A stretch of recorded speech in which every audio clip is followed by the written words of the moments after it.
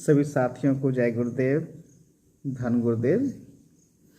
आज एक शब्द जो है गुरु रविदास महाराज जी की वाणी से हम लेंगे। उस शब्द का नाम है पारस।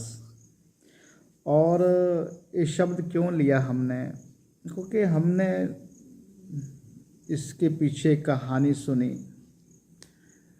और कहानी क्यों गढ़ी गई, क्यों बनाई गई, कहानी के मायने क्या है, कहानी का सार क्या है, वो भी हम लोग देखेंगे। और वो कहानी ऐसी थी कि भगवान जो है, कहानी है, सिर्फ कहानी है। भगवान वो साधु का भेष में या किसी पंडित के भेष में आए और गुरु रविदास महाराज जी की कुटिया में गए। वहाँ वो अपने नित्य नियम से अपने कर्म में व्यस्त थे। तो उस कुटिया में उन्होंने उनको देखा और कहा कि आप इतने उच्च कोटि के संत हैं, संतों में संत शिरोमणि हैं, आपका नाम है, तो आपको ये अपना नित्य नियम जो अपना कर्म जो आपका है वो आपको शोभा नहीं देता है। तो आप ये पारस पत्थर ले लीजिए और इसको जहाँ जहाँ इसको छुआ दीजिएगा, वो मतलब इसको लगा दीजिए किसी चीज़ के साथ, वो भी पारस हो जाएगा, सोना हो जाएगा। तो गुरु रविदास महाराज जी ने कहा, उस पत्थर को लेने से मना कर दिया।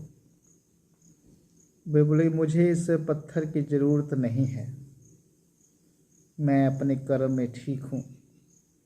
तो उसने कहा कि सोच लीजिए आप कि ये मौका बार बार नहीं मिलेगा। शायद उनको लालच देने की कोशिश की है भगवान। तो उन्होंने वो पत्थर जो है उनकी मड़ई के ऊपर, जो झोपड़ी थी उसके ऊपर टांग दिया। और फिर भगवान के मन में 10 साल के बाद आया कि चलो अब 10 साल बीत गए हैं, अब तो गुरु रविदास जी जो हैं उस अपने मड़ई को सोने के महल के रूप में तब्दील कर दिए होंगे, उसको बना दिए होंगे भाई।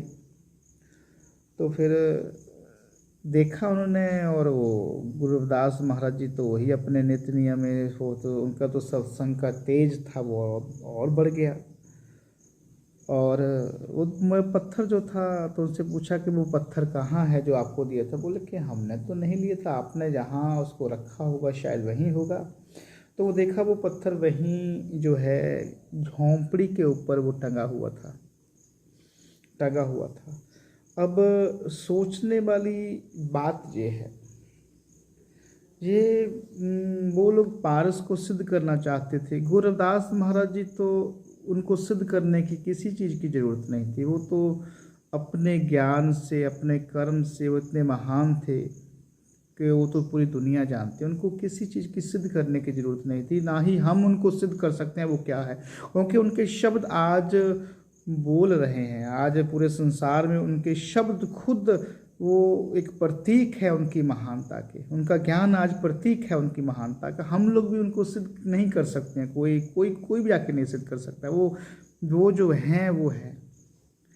तो इसमें हमको जो लगा इस कहानी में कि सिद्ध क्या करना चाहते थे, क्या सिद्ध करना चाहते थे, शायद इस कहानी के जरिए जो गढ़ी गई है वो लोग सिद्ध करना चाहते थे कहीं ना कहीं दूसरी जगह किसी स्वर्ग का, यहाँ पे वो भगवान रहते हैं, देवी देवता रहते हैं, कुछ रहते हैं, उसके अस्तित्व को सिद्ध करना चाहते थे कि कोई किसी का रूप बदल के धरती के ऊपर आकर और उन पारस पत्थर वो दिया, मतलब कि कोई रूप बदल के आ सकता है। और ये रूप बदल के आ सकता है, इसका मतलब है कोई दूसरी दुनिया में कोई बैठा है जो हम लोगों को चला रहा है।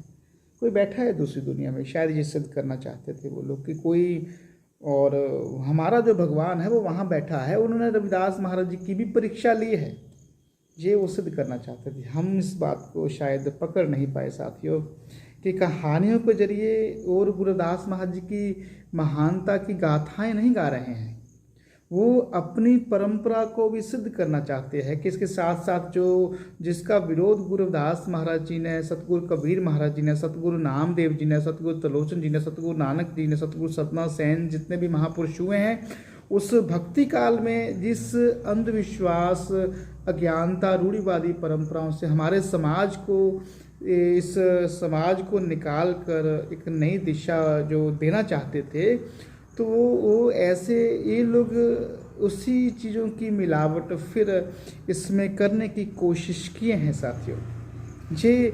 ये चीज़ देखने वाली है, इस चीज़ को पकड़ना पड़ेगा, इस चीज़ को पकड़ना पड़ेगा। अगर नहीं पकड़ पाएंगे तो बड़ा हम लोग वही मान लेंगे जो हम लोग को परोसा गया है, और वैसे ही खाएंगे और ऐसे ही उसका प्रचार करेंगे।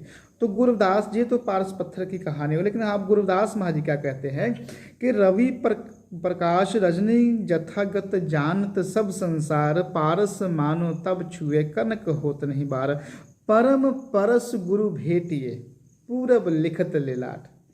कि गुरु पारस है, गुरु पारस है, कि गुरु के विचार, गुरु का ज्ञान, गुरु का मार्ग पारस है, पारस है।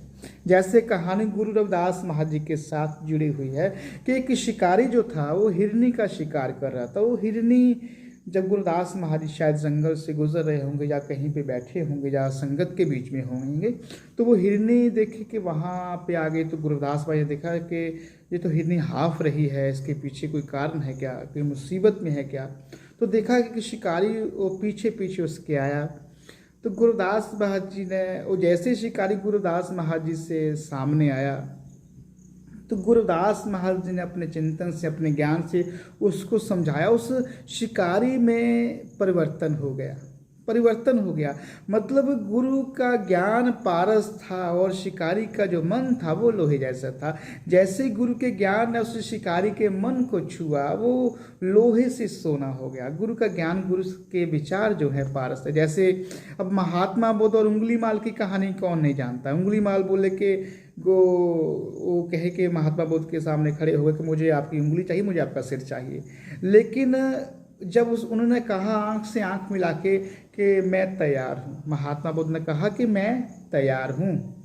तो जब उन्होंने कहा तैयार हूँ, तो देखा उंगली माल ने सोचा कि कैसा इंसान है कि इसके मन में भय नहीं है किसी चीज़ का, और इसकी आंखों में डर नहीं, आंखों में एक चमक है। तो उससे उसके हाथ जो है उंगली माल के ऐसे इंसान से भेंट करने से कांपने लगे, उसका हथियार गिर गया।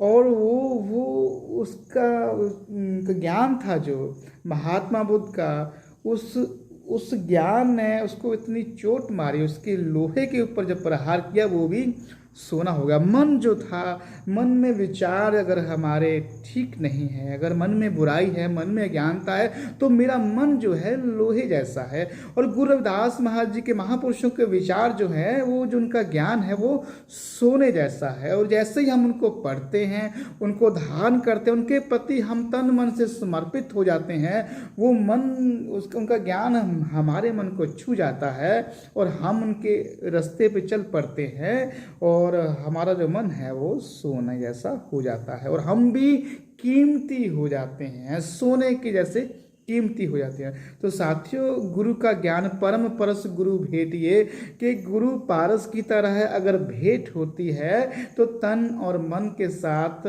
वहाँ पे समर्पित हो जाओ, और वो प्रसाद जो है तन मन अर्प पूज चढ़ाऊं, गुरु प्रसाद निरंजन पाऊं। और तन मन के समर्पित भाव से ही अगर हम अपने कर्म के प्रति अपना तन और मन समर्पित कर देते हैं, तो वो सफलता रूपी प्रसाद जो है वो आपकी झोली में जरूर गिरेगा। तो साथियों, ये जो कहानी है, हम इस कहानियों में शायद कुछ लोग कहते हैं कि शायद हम कहानियों का विरोध करते हैं। देखिए, हम कोई भी शब्द महाराज जी की वाणी से उठाते हैं, उनको लेते हैं और वहाँ पे बताने की कोशिश करते हैं कि अब पारस का अर्थ जो है गुरुदास महाराज ने कहा, इसमें दिया है। तो साथियों, समझने की बात है। गुरुदास महाराज जी के हर शब्द के ऊपर चिंतन कीजिए, गुरु महाराज जी की वाणी के ऊपर चिंतन कीजिए।